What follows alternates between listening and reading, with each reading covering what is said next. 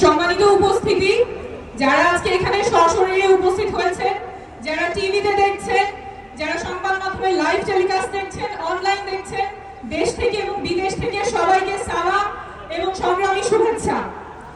আমরা আজকে সবাই একত্রিত হয়েছি আওয়ামী লীগের বিচারের দাবিতে। যেই দল বিগত বছরগুলোতে হাজার হাজার মানুষকে গুম করেছে, খুন করেছে,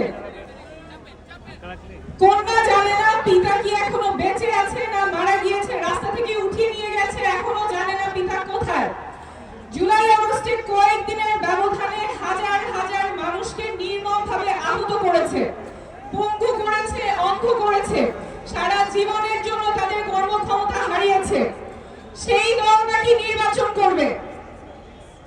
রক্তের দাগ এখনো শুকায় নাই, আমার হাসপাতালে ভাইয়েরা এখনো কাতরাচ্ছে, কোনো বিচার নাই, কোনো অনুশোচনা নাই। সেই দল নাকি নির্বাচন করবে।